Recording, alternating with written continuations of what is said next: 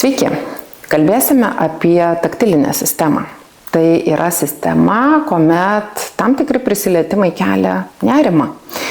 Taktilinė sistema tai yra mūsų visų pojūčių žemėlapis, nes oda tai yra pats didžiausias žmogaus kūno organas, kuris surenka įvairiausius švelniuosius jutimus nuo mūsų kūno. Taktilinė sistema atsakinga ne vien tik tais už jutimus, kuriuos jaučiame per savo odą, tai yra per receptorius pasiekia mus šitą informaciją, bet taipogi taktilinė sistema yra atsakinga ir už gynybinę funkciją, kai mes jaučiame, pavyzdžiui, kad žvakė per karšta, jeigu padėsime ranką ar delną virš žvakės, ar ne. Taipogi mes galime atskirti tam tikrus dalykus, pavyzdžiui, užmerktomis akimis atrinkti, kur yra raktas, kur yra koks kankorėžis, mes skiriame, tai yra mes turim tą tokią vadinamą diskriminacinę funkciją, kuomet mums aišku netgi ir koks yra paviršius, grublėtas, švelnus, gleivėtas ir taip toliau.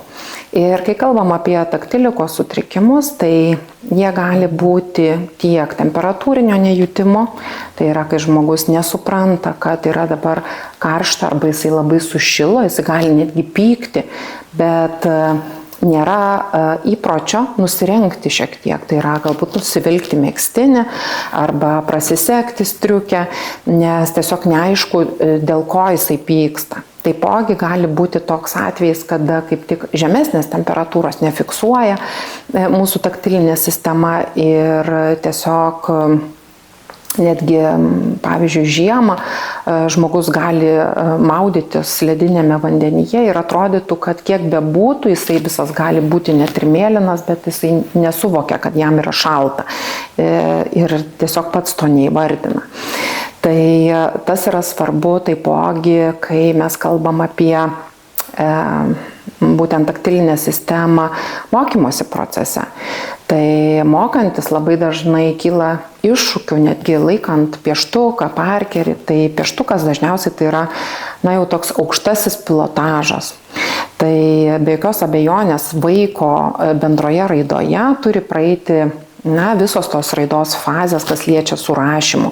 Tai pirmiausia, jis turėtų turėti tos flamasterius, kurios suspaudžia, tai čia veikia tiek taktilikos, tiek propriocepcinė sistema, vėliau jis galėtų piešti kreidelėmis, taipogi yra svarbus be jokios abejonės rašymas tušinuku, parkeriu ar ne, ir jau kai mes duodame pieštukus, pieštukai pati sunkiausia forma. Ir visiškai normalu, kad jeigu, pavyzdžiui, yra propriocepcinės sistemos sutrikimas, kad gali jie nulūžti, nes žmogus perspaudžia juos, jis negali paskaičiuoti savo tiesiog jėgos. Jeigu yra taktilikos sutrikimas, kaip tai gali būti labai sunku suimti į delną, suimti į ranką. Kartais naudojami netgi specialūs tokie grideriai, kurie užmaunami ant pieštuko tam, kad būtų tiesiog kaip sufleris vaikui, kur tuos pirštelius laikyti, kad jam būtų lengviau tai sučiupinėti. Aišku, kitos problemos, tai bet kokios smulkios veiklos, su smulkiaja motorika, kas susiję, tai ir perrinkimas tam tikras, ir sučiupinėjimas tam tikrų mažesnių daiktų, lygiai taip pat sagų užsisegimas. Tai visa tai yra mūsų labai svarbi taktilinė sistema.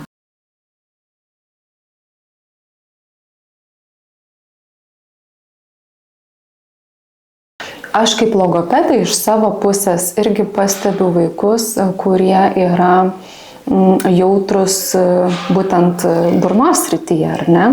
Kaip mes tą pastebim, vaikas gali nešvariai valgyti, nes neįdeda šaukšto pilnai į burną, nes jį bimdo, ar ne? Tiesiog žiaukčioja vaikas. Gali kilti iššūkių su dantų valymu ir taip toliau. Tai vėlgi yra atitinkami būdai nujautrinti burną, ar ne, specialiais masažuokliais burnos ir taip po truputį padėti vaikui apsiprasti su tais dalykais.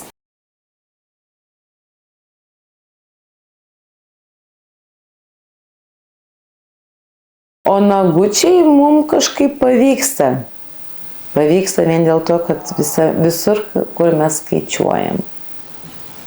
skaičiuojam, kiek mašinų pravažiuoja, kiek pas mus pirštų, kiek pas mūsų žaislų, kurie su skaičiais yra. Ir nagučiai turi skaičiukus. Nagučiai tai kerpami pagal skaičius. Ir tai padeda. Ir tai labai padeda. Tai.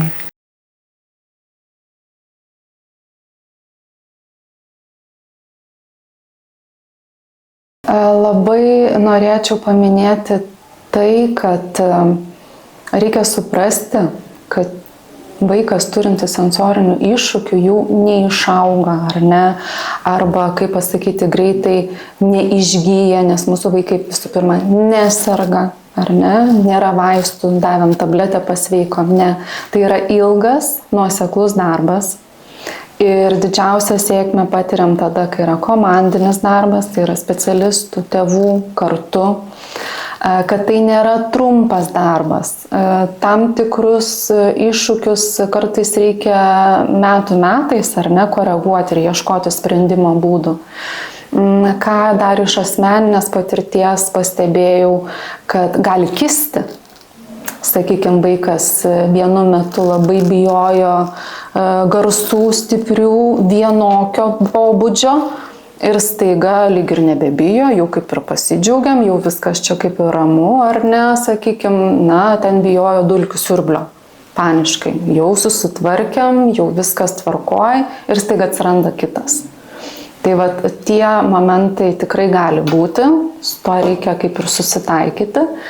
Čia labai padeda vaikam vizualiniai tvarkaraščiai ar dienotvarkės, kai vaikui galima parodyti, kad jisai nebūtų tai netikėta, ar ne, kad jisai žinotų, sakykime. Kad ir kalbant apie mokyklą, jisai žino, kad pirma pamoka yra matematika, o antra muzika. Ir jau ten bus triukšmo, o jam yra sunku. Tai jau tas žinojimas juos ramina.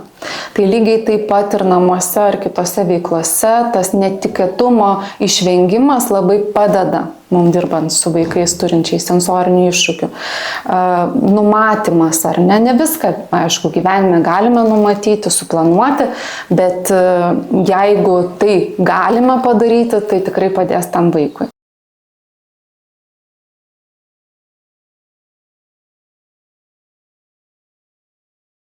Saugumo užuominos gali būti, tarkime, ramus jūsų balsas, kai jūsų vaikas sudirgęs, kai jisai pradeda verkti, galbūt jį išgąsdino lėktuvo triukšmas, ar ne, kas mums iš tikrųjų, kad jo nervų sistema išgirdo lėktuvo garsą ir vėlgi išsigando. Tai saugumo užuominos, kad jūs galbūt atsitupėt šalia vaiko ir ramiu balsu vėlgi apkabinate, galbūt apkabinate. Jeigu vaikas nemėgsta apsikabinimų, tiesiog žiūrit jam švelniai į akis, šypsotės ir sakot, viskas gerai, aš čia.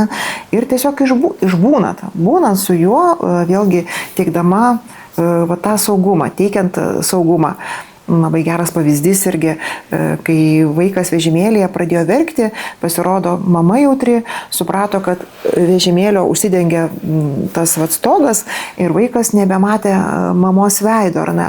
Kągi jisai padarusi, pradeda šaukti, mama vėlgi būdama jautri atspėjo, kad vėlgi, kad tai sužadino jo nervų sistemą, jinai vėlgi atsitupė šalia ir šypsosi, parodo, ar ne, kad aš esu čia ir palaukia, kol vaikas nusiramins ir tada keliauja toliau. Tai tos saugumo užuominos, vėlgi, tai yra įvairiais būdais teikiama žinutė, pernešama žinutė, vėlgi, aš esu čia, viskas gerai, vėlgi, ir gera mama pažįsta, ko vaikui reikia, ar jam reikia žodžiais pasakyti, kas laukia toliau, kad mes esame čia, po kelių minučių keliausime ten, ar jam reikia tiesiog nusišypsoti, apkabinti, galbūt žodžiais įvardinti jo emocijas, matau, kad tau labai nepatiko šitą situaciją, kad tu šitoje situacijoje išsigandai, bet vėlgi, žiūrėk, viskas, vėlgi, nuramint, viskas yra gerai, mes tuoj pat nurimsime ir čia nėra nieko, kas galėtų iš tikrųjų kelti grėsmę.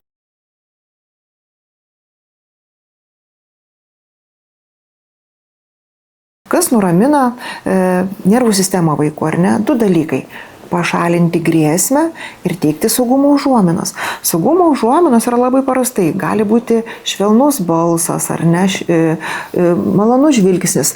Tai jeigu mes, tėveliai, esame sudirgę ar ne, ir gal mums atrodo, kad mes slepiame, kad vaikai to nemato. Vaikų nervų sistemos jos fiksuoja. Jos fiksuoja tai, ko mes dažnai sakom, pakaušių vaikai jaučia, ar ne? Pakaušių vaikai jaučia tai, kaip jūs jaučiamės, ar ne? Tam tikri dalykai yra nesąmoningai perduodami. Tai tam, kad galėtumėm vėlgi teikti saugumo užuominas savo vaikams, teikiame saugumo užuominas savo ir rūpiname savimi. Tai tiesiog toksai būtų palinkėjimas, paskatinimas ir padrąsinimas jūsų. Pirmiausia, pasirūpinti savimi, kad galėtumėm teikti saugumo užuominas savo vaikams, kuriems tikrai mes esame patys svarbiausi. Kai kalbam apie taktilikos sutrikimus, tai be jokios abejonės vaikui, jaunuoliui gali kelti skausmą tam tikri švelnūs jutimai. Netgi paprastas pasisveikinimas ištiesiant ranką jau gali tiesiog nupurtyti, nes be jokios abejonės jūs norite paliesti vaiko delną, kur yra labai daug taktilinių receptorių ir kas duos tiesiog nemalonų pajautimą. Tai vaikas tiesiog gali iškart susigūžti ir pasitraukti nuo jūsų rankos.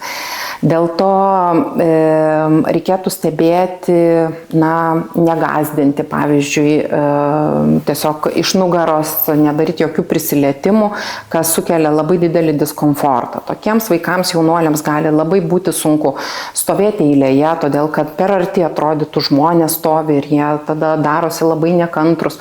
Gali būti labai sudėtinga apskritai prisiliesti prie zonos nuo pečių linijos, einant link galvos. Tai ir plaukų kirpimas tai gali būti didžiausias iššūkis, todėl kad tiesiog tai yra labai daug jutiminių prisilietimų.